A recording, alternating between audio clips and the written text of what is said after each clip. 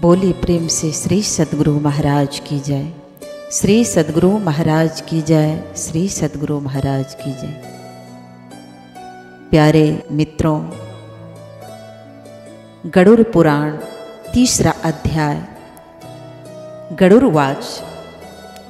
गरुड़ जी ने भगवान श्री कृष्ण से पूछा कि हे केशव, यम मार्ग की यातना पूरी करके यम के भवन में जाकर पापी जीव किस प्रकार यातना को भोगता है, वह मुझे बताने की कृपा करें। भगवान श्री कृष्ण बोले, हे विनीता के पुत्र गरुड़, मैं तुम्हें नरक यातना के विषय में आदि से अंत तक बताऊंगा। तुम उसे सुनने के बाद कांप उठोगे। हे काश्यप नंदन, बहुभीतिपुर के आगे धर्मराज का विशाल पुर है, जो 44 योजन में फैला हुआ है। उसमें हाहाकार शब्द हो रहे हैं, जिसको देख सुनकर पापी हाहाकार शब्द करने लग जाते हैं। उस हाहाकार शब्द को सुनकर यमराज के दूत यमपुरी में जाकर द्वारपाल से कहते हैं, जो वहाँ पर हर समय उपस्थित रहते हैं, एक पापी जीव को हम ले आए हैं। द्वारपाल चित्रगुप्त से कहते हैं। चित्रगुप्त जाकर धर्मराज से कहते हैं कि हे गरुड़, जो नास्तिक व्यक्ति है, उन सबको अच्छी तरह धर्मराज जानते हैं, फिर भी चित्रगुप्त से उन प्राणियों के पाप के विषय में पूछते हैं। और सर्वज्ञ चित्रगुप्त भी श्रवणों से पूछते हैं। श्रवण नामक देवता ब्रह्मा के पुत्र हैं।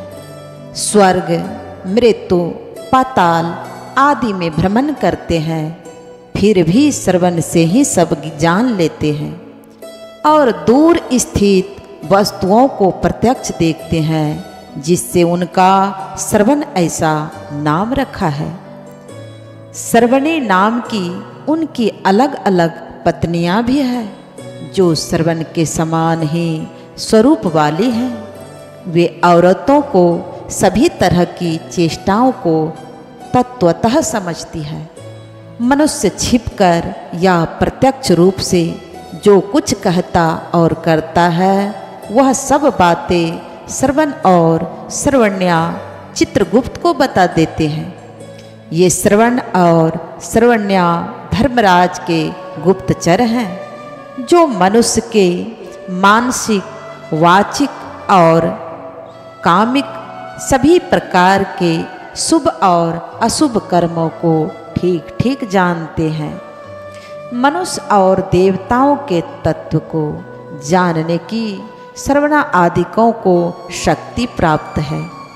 वह सत्यवादी श्रवण मनुष्य मात्र द्वारा किए हुए कार्य को चित्रगुप्त को बताते हैं। इसलिए व्रत, दान, सत्यपालन आदि से कोई भी मनुष्य श्रवण को खुश करे और श्रवणगण उस व्यक्ति को स्वर्ग तथा मोक्ष को प्रदान करने वाले बन जाते हैं। सच बोलने वाले धर्मराज के श्रवण नामक दूत पापी मनुष्य के पाप को जानकर धर्मराज से बता देते हैं। तब यमराज पापियों को दंड प्रदान करते हैं। सूर्य, चंद्रमा, अनिल, अनल, आकाश, पृथ्वी, जल, अंतरात्मा, मन, दिन, रात्रि, संध्या और धर्म, ये सब मनुष्य मात्र के चरित्र को जानते हैं और ये सब साक्षी बन जाते हैं। इस प्रकार पापियों के पाप को जानकर यमराज तदंतर पापियों को बुलाकर अपने भयानक स्वरूप को उन्हें दिखलाते हैं। तब पापी मनुष्य यमराज के भयंकर रूप को देखते हैं। बड़ा शरीरधारी, हाथ में दंड लिए भैंसे पर बैठा हुआ होता है।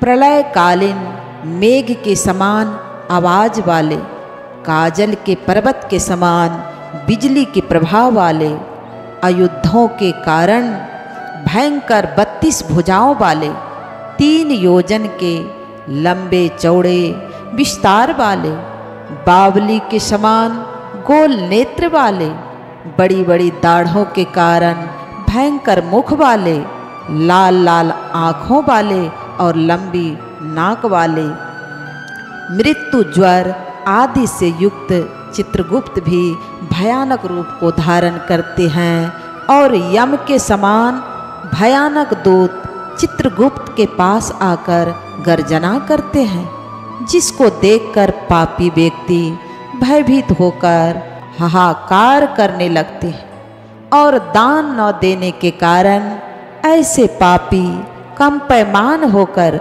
रोने लगते हैं। तब चिंतातुर होकर क्रंदन करते हुए पापियों को चित्रगुप्त यमराज की आज्ञा से उनके किए कर्मों को सुनाते हैं कि हे पापी दुराचारी जीव, अहंकार युक्त विवेक रहित हो, तुमने पाप रूप धन का संचय किस लिए किया?